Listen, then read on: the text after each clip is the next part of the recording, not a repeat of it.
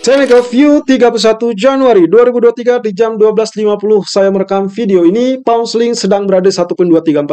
Congratulations, akhirnya dia mengalami penurunan. Walaupun dengan catatan, kita belum sama sekali beranjak menjauh, teman-teman.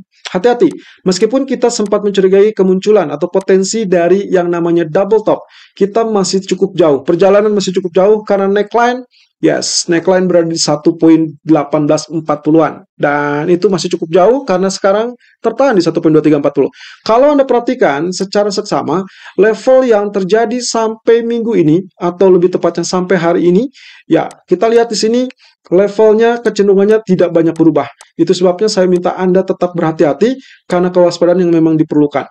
Kalau misalkan Anda perhatikan, di sini dia bergerak di antara 1.2441 sampai kurang lebih, ya, tailnya saya abaikan, berarti dia cenderung berada di 1.2300. Jadi, antara dia tembus level support untuk menuju ke bawah, atau lebih tepatnya terjun, atau dia justru tembus level resisten. Dan semuanya itu akan terjawab dari FOMC meeting besok dan juga termasuk dari BOE. Jadi ada dua hal yang mungkin menghantam atau bahkan menggerakkan pound sterling. Ya, statement yang less hawkish akan memberikan peluang untuk pound sterling mengalami rebound besok. Tapi kalau misalkan statement yang hawkish dari Fed, maka itu akan langsung menekan, ditambah lagi tekanan yang terbaru dari BOE di hari Kamisnya. Jadi untuk hari ini sendiri tidak ada data ekonomi yang terlampau fantastis dari Inggris, sehingga saya masih tetap pegang sell terlebih dulu, dikarenakan posisi candle yang kemarin ternyata ditutup oleh bearish. Jadi secara singkat, sebetulnya tren utamanya adalah bearish, dengan kecenderungan bearish, tapi yang harus diwaspadai adalah dia masih tetap stabil, atau dengan kata lain, masih cenderung sideways. Perkara terkait dengan double top, apakah masih tetap terbuka, dan juga bearish divergence masih tetap terbuka. Jadi kita masih tetap lihat di daily-nya cukup mendukung untuk hal tersebut. Nah, kemudian terakhir di grafik H4-nya. Perhatikan bahwa kemarin pun, saat dia terjadi spike pun, dia tetap bertahan di bawah 1.2446. Itu sebabnya saya tetap pertahankan posisi sell. Nah, namun positifnya atau kabar bagusnya adalah kita juga menemukan potensi double top yang relatif lebih kecil daripada grafik daily tadi. Ya, Anda perhatikan saja ini bagian top, maka kemungkinan kita akan dapatkan neckline-nya itu adalah di zona ini. Ya, ini kurang lebih ada di level terendahnya. Oke, kita cek terlebih dulu. Posisinya akan berada kurang lebih di level ini, 1.2262. Artinya, kalau berhasil tembus 2303, lalu kemudian 2262, maka sinyal yang terjadi adalah bearish yang lebih kuat dan sangat potensial untuk menuju level berikutnya, 1.2214 ataupun 1.2143. Namun, jangan terlalu gembira terlebih dulu, karena semuanya diperkirakan masih tetap menunggu terkait dengan bank sentral, dan saya rasa pergerakan atau volatility yang lebih besar baru akan terjadi besok atau setidaknya di hari Kamis dini hari. Kemudian untuk hari ini, karena relatif terbatas, maka suggestion kami sell on rally kisaran 1.2370, 1.2390 untuk mencapai TP pertama 2310 terbatas, kemudian 1.2250. Dengan asumsi bahwa neckline 2262 tadi ditembus. Stop loss saya asumsikan di 2450 saja untuk mengantisipasi tiba-tiba dia membalik dan tembus 0% ataupun high 1.2446. Dan itu berarti sampai saat ini harga berada kurang lebih high-nya 1.2370.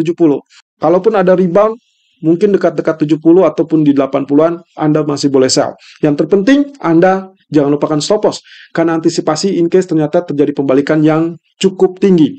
Kemudian di grafik daily, sayangnya inverse head and shoulder untuk crude oil kami hapus karena dia sudah tembus kembali di bawah neckline. Jadi target untuk area 92 pun nampaknya masih diragukan untuk sampai saat ini. Setidaknya untuk sementara waktu kita akan lihat potensi koreksi. Kita belum lihat terlalu aktif, dari China pun kabar bagus belum efektif karena semuanya terfokus dengan apa yang disampaikan oleh Fed besok. Jadi kita anggap ini adalah triple top, kemungkinannya triple top, kemudian dengan mungkin saja kalau Anda mau, Anda tinggal tarik garis trendline seperti ini. Ya, ini sangat memungkinkan dan potensinya Anda bisa lihat bahwa target kemungkinan bisa saja menggapai area support yang di garis merah tersebut. Ini berarti akan berada di kisaran 75.60-an. Ya, kalau misalkan lihat dari area grafik H4-nya, sebetulnya juga makin kelihatan ya. Kemarin pun ya sedikit mengulas di bagian resisten daily, ternyata dia sama sekali gagal untuk tembus di atas 82. Jadi lagi-lagi apa yang sempat kita ingatkan dalam 2 minggu terakhir nampaknya betul-betul terwujud. Artinya kita belum akan melihat kenaikan di atas level 82 ataupun 84. Dan di grafik keempatnya, sayangnya dia langsung jebol pertahanan. Jadi kita anggap ini adalah pertahanan terakhir pun di area support 77.17. Jadi sampai saat ini level low-nya 77.50. Jadi hati-hati kalau ternyata dia tembus di bawah 77.17, itu tanda-tanda dia akan lanjut ambrol penurunan ke 75.89 atau bahkan lebih rendah ke 73.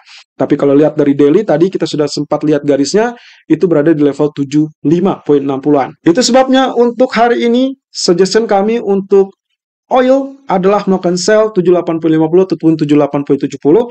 Target maksimumnya adalah 76.50, yang terdekat adalah 77.50.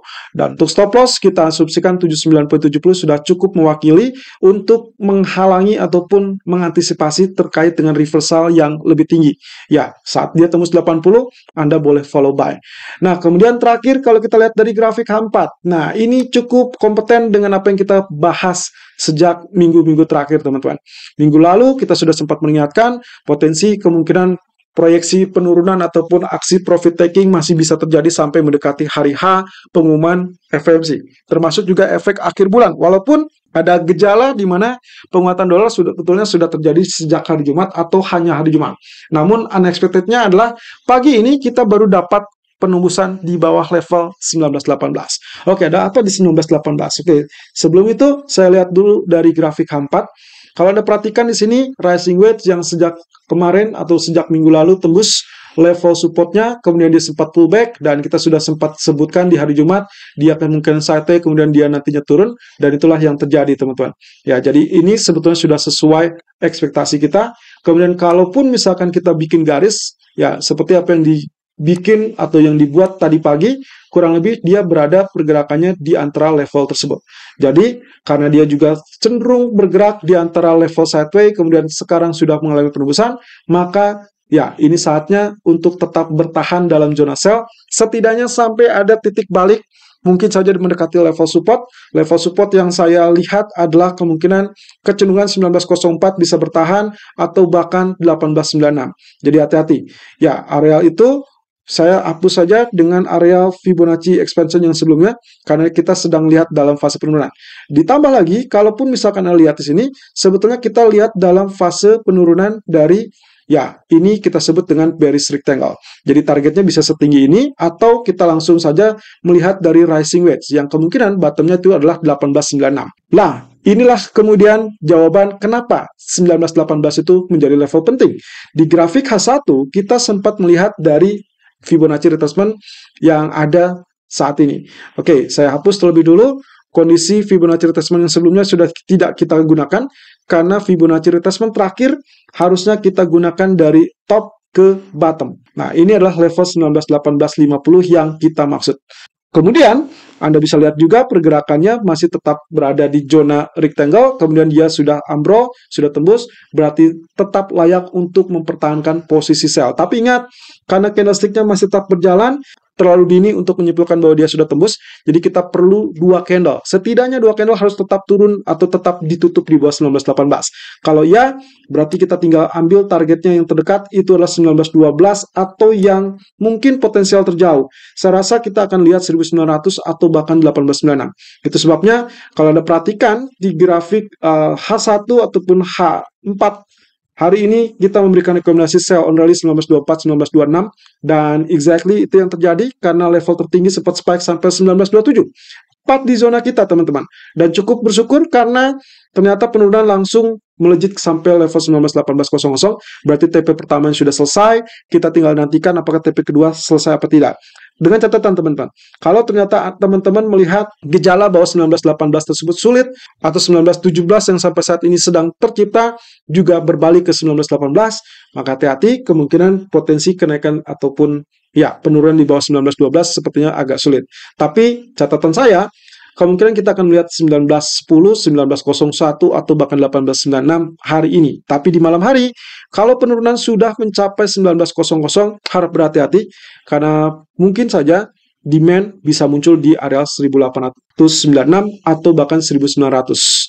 Selalu menggunakan stop loss dan risk management sesuai dengan equity dan strategi trading Anda. Irfan untuk Agrodana.